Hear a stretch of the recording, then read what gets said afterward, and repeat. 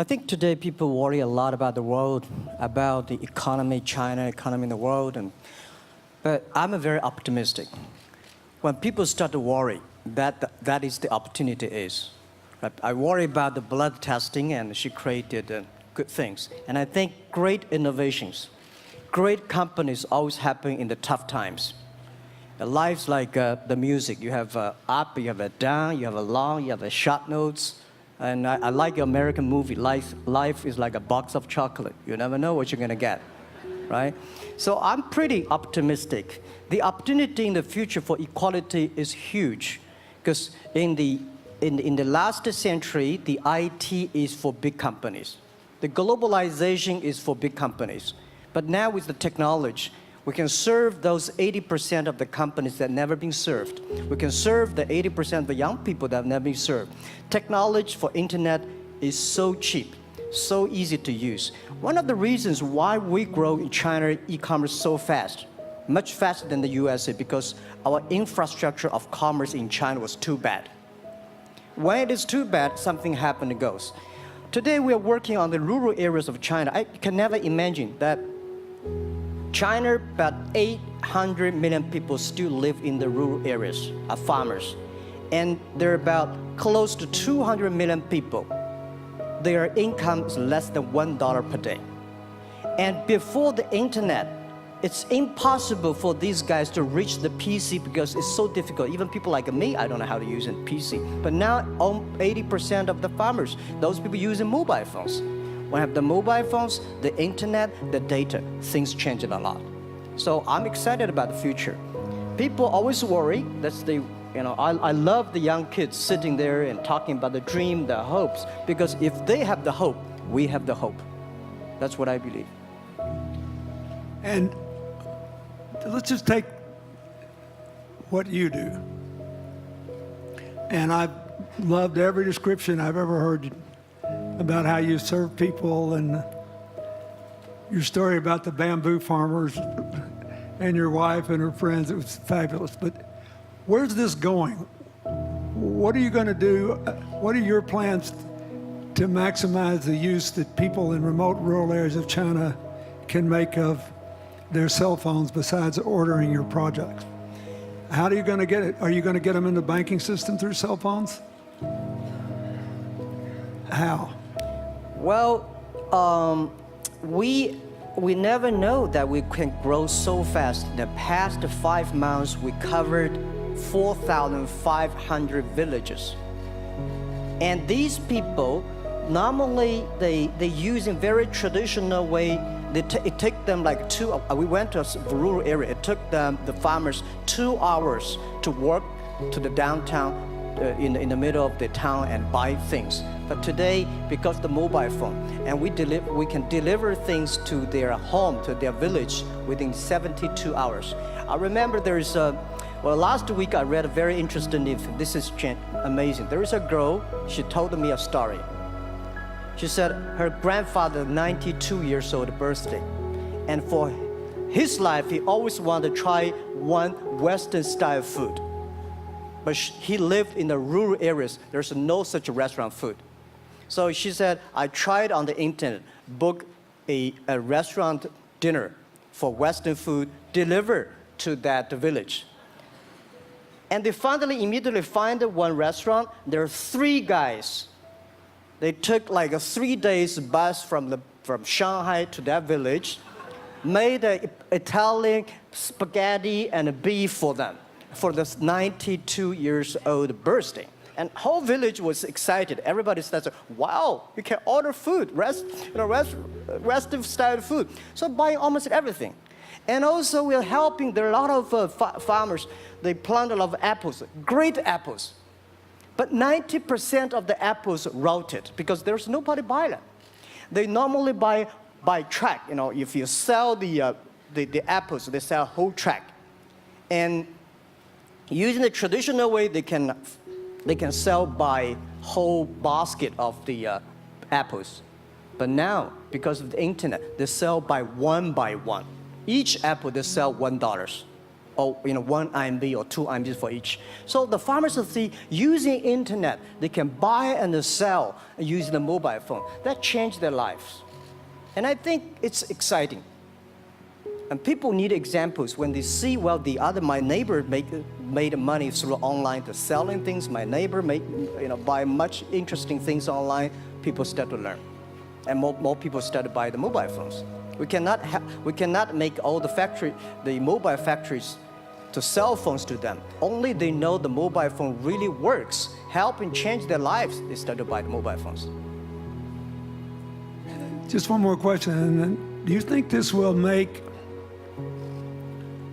the current problems like the current problem in China less likely? That is, if we'll have more market information and the market will drive where the investment goes, instead of the government trying to make judgments about, I better build another housing development or office development here, there, yonder, and you wound up with a bubble.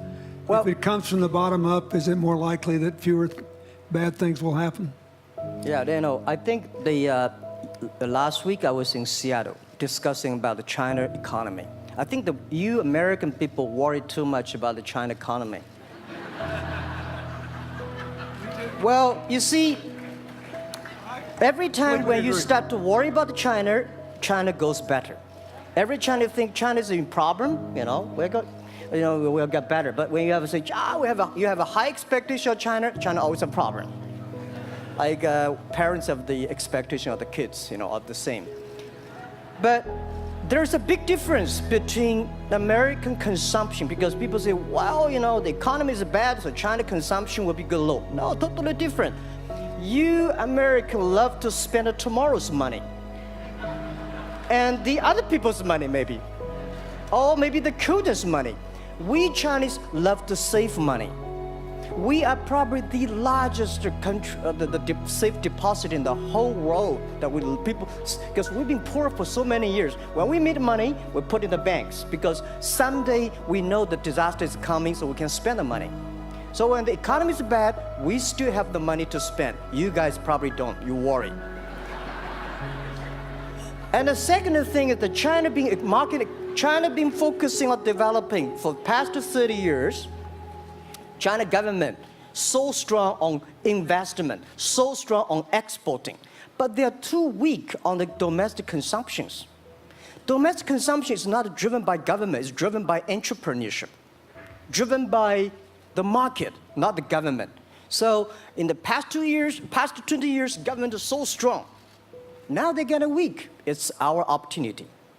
It's our showtime to see the market economy, entrepreneurship, how we can develop the real consumption. I think if the China develop the great consumption, we have a 300 million middle class. In next 15 to 20 years, we're going to have 500 million middle class. We need to import a lot. So when we start to import, that's a great. I worry a lot when we export. When we export, we got a terrible sky, we have a terrible water, we have a terrible environment. When we start to import, we got to be better. So that's all the great opportunity, guys. Be happy about that. I'm serious. I agree with that. I'm serious. Yeah.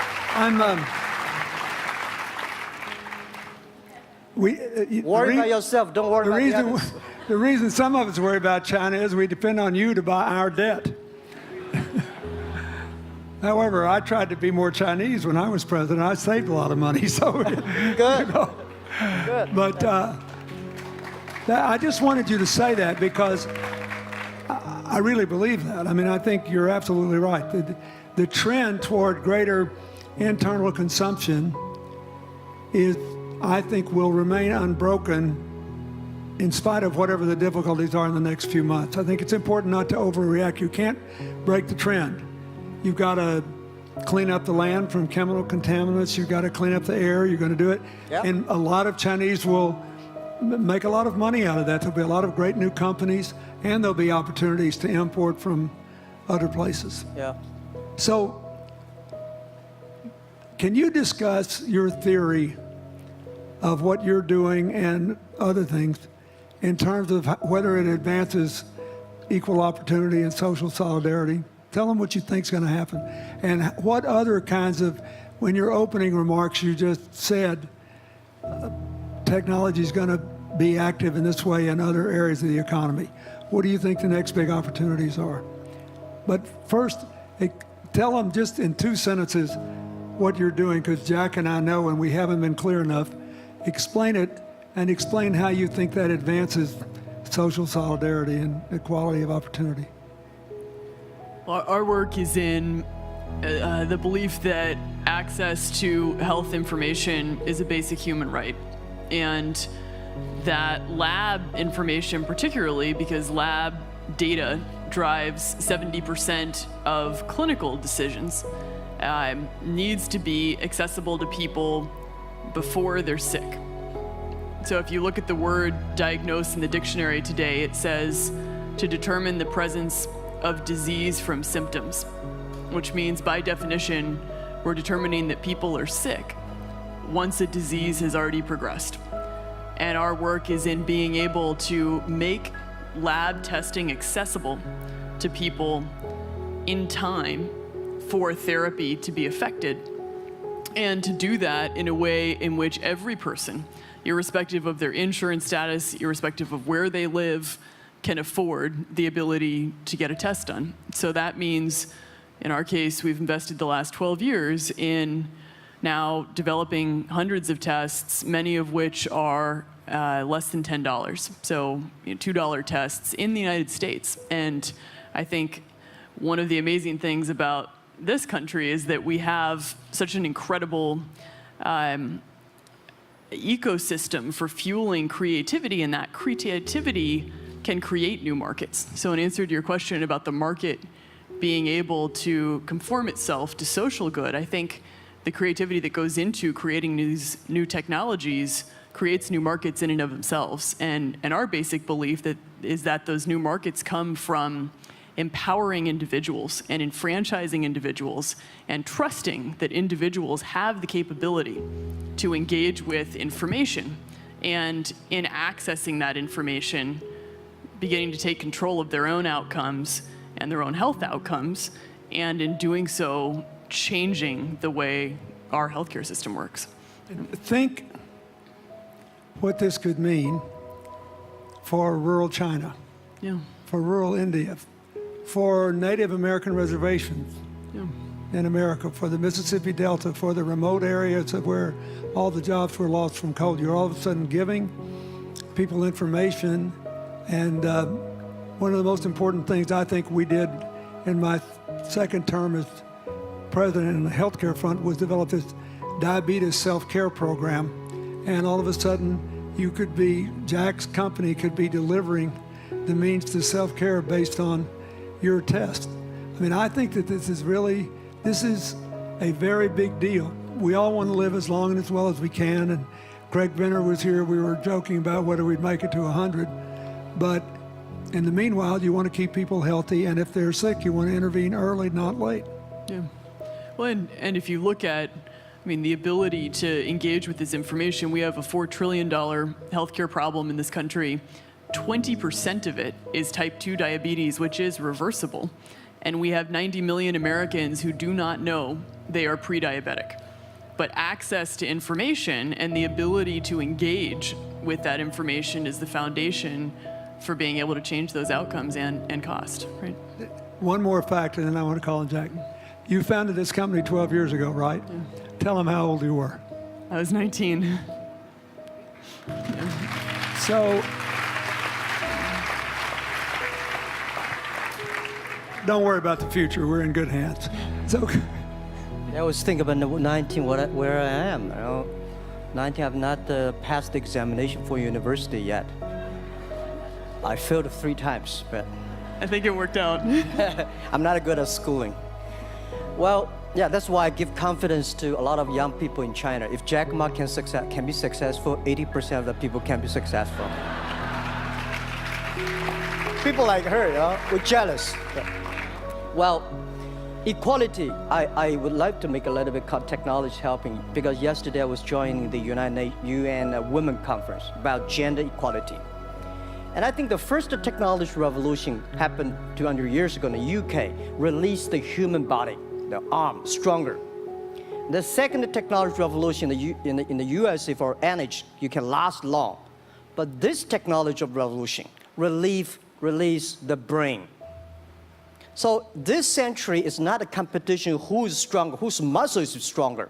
It's who is smarter, who is soft, who can listen. It's the challenge of wisdom. So man, woman equal. On the internet, you can never see he's a woman or man. And on the internet, women can serve much better than men on the internet. And a man talking about a business, talking about numbers, competition, they make business very cold.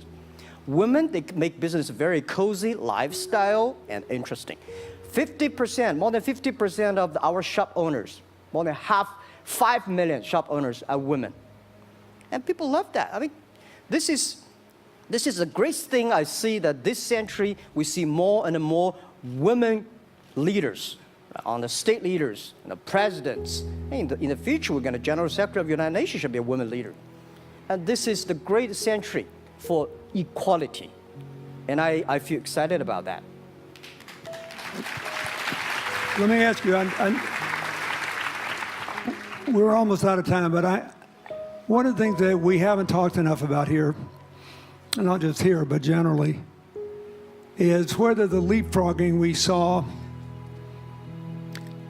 with cell phones, which was instrumental in your phenomenal business success and which will make it possible for you at the appropriate time to do what you've done on a global scale, hitherto unimaginable in all of human history for anybody to have any of their own health data.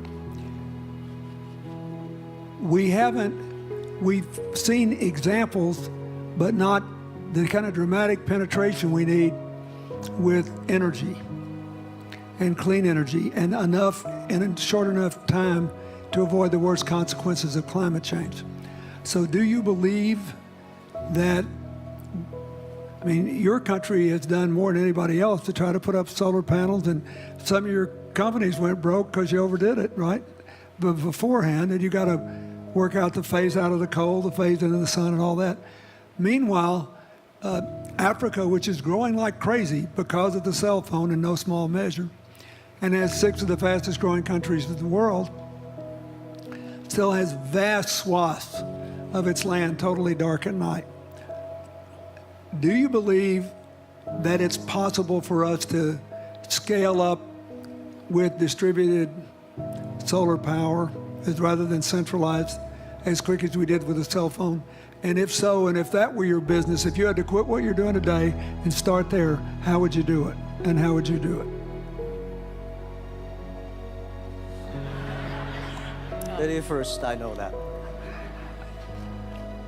I'm such a huge believer in technology, and I think especially right now, we're at an incredible time in terms of new technology and the ability to apply technology in a scalable way towards solving some of these problems. So I would look at it in the context of some of the renewable solutions that we already have, and in the context of empowering, connecting individuals with access to those solutions, and in the context of creating markets around them. I think that there's real opportunity to actually create an ecosystem in which people can financially benefit from these solutions, and I think that's going to drive an adoption. I think in developing economies, there's a revenue stream associated with that, and the more we can turn even already some of the technologies that we have into markets, the more that we can fuel, I believe, local growth and individual engagement in beginning to adopt some of these solutions. Just related to that, Jack, you answer it, and then I'll ask you one final question. Yeah, I am a strong believer that technology can make world much better, because people say China economy is getting slower. I'm happy about the 7%, even 5%. Even 5% of the GDP of the number of China, of the second largest economy, is big enough. But you don't expect China keep on growing 11%. Because like one human body, when you're 1.8 meters tall, you cannot keep on like a 10% grow every year. You have to grow the quality, your mind, the wisdom. So I think China needs new technology to solve these problems, and which today the data, the clean technology all these things that China is supposed to do, if we keep on the tradition, the old ways, we'll go nowhere. This is why I feel excited, because people ask me, what is your dream now? Because I never thought I would be today. I can sit here talking to president. I'm like a guy, on the street and like failed 3 times for university, 5 times for high key schools. I applied for 10 times in Harvard school, all rejected. I never thought, because of the technology, because the internet give me this opportunity. So I'm thinking when I retire, I don't want the Chinese people have a terrible water to drink, unsafe for food, and the money we make all spent in the hospital. That's disaster. So how we can using the technology to enable young people, the great chance of this world, don't worry about it. We got 1.4 billion people who were born in 1980s. They are the people of the internet times. They are going to have new ways to solve the world problems. The things you are worried about today, they can solve it. And human beings have these kind of worries for centuries. And young people can always solve it. And today, when you have a right direction, clean energy, the climate change, all these issues, they will be solved, and these are the great opportunities ahead of us. Anything else? I agree with that. I think the more we can enfranchise people, the more we can create ecosystems in which individuals are empowered, the more we give rights to individuals to be able to build businesses, to be able to pursue the economic benefit of technologies, the more you see these markets change. Before they leave the stage, I want you to look at them. And I want you to think about the time we have had to spend here dealing with the refugee problems in Syria and Lebanon. Stand up, Elias. This is my friend Elias Bousab. He is the education minister in Lebanon. He's got to educate all these kids. And so he left a miracle that very much reflects the lives that Elizabeth and Jack have lived. He was in a very responsible position at the American University of Dubai. They started bringing American scholars over there to live in an Arabic culture. He did all these wonderful things. Lebanon got in trouble. He went home to save his country. What is the difference? How much more could he and every smart Lebanese person do if they could focus on these things? And why can he not? Because the place is dominated by people who think their differences are more important than their common humanity and their common challenges. You cannot imagine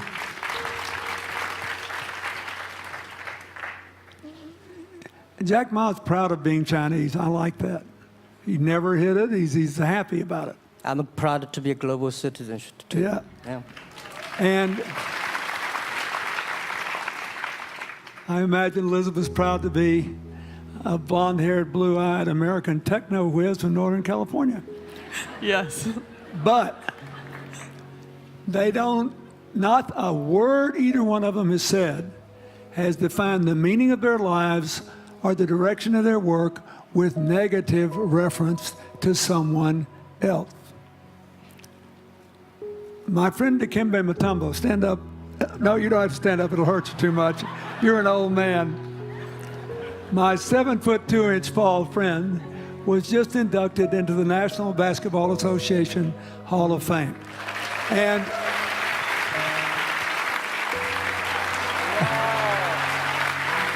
he, my family, my whole family loves him. And I have seen how much he has given back to his native country, Congo, which has been so troubled. I've known him a long time. We both went to Georgetown University. I did before he was born, I think. I've never heard him say a resentful thing about anybody. I have seen him give and give and give, and try to give the people in his native land opportunities. Why am I telling you this? He's had a good life because he never defined his life with negative reference to anybody else. He never begrudged anybody else's success, and he thought he had an obligation to help other people. I'm telling you, we are back in a time of collective global insecurity where the main struggle is the oldest one in human history, just in modern techno realities.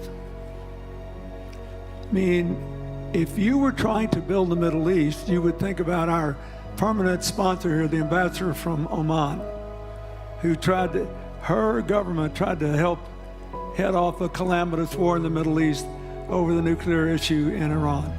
We all pray to God that it'll work out all right. And the lead she made. You look around all these places, wherever people are putting aside their differences and working together, good things are happening. We cannot achieve economic or social equality without living in the factual realities of the world we face, looking at the obstacles, looking at the opportunities, making the best decisions. And those of us who even feel good about ourselves because we think we spend a lot of time giving, our whole goal should be to work ourselves out of a job.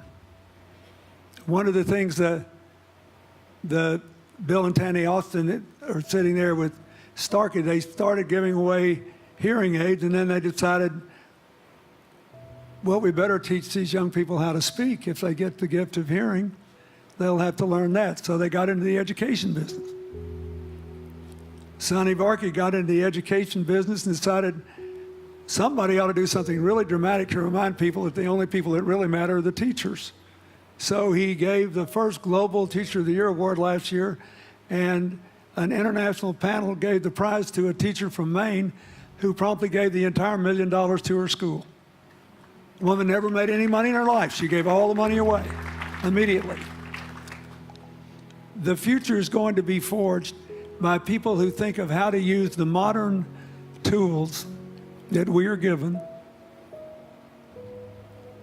as Elizabeth and Jack have, to create opportunity through empowerment.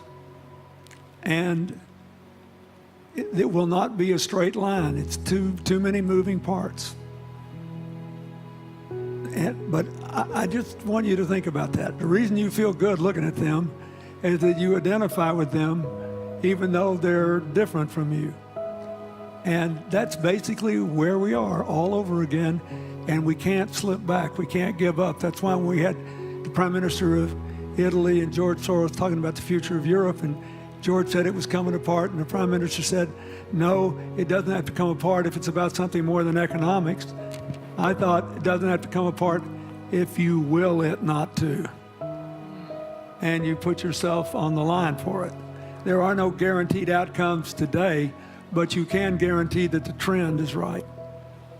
So go ahead, Dee, we're going to say something, weren't you?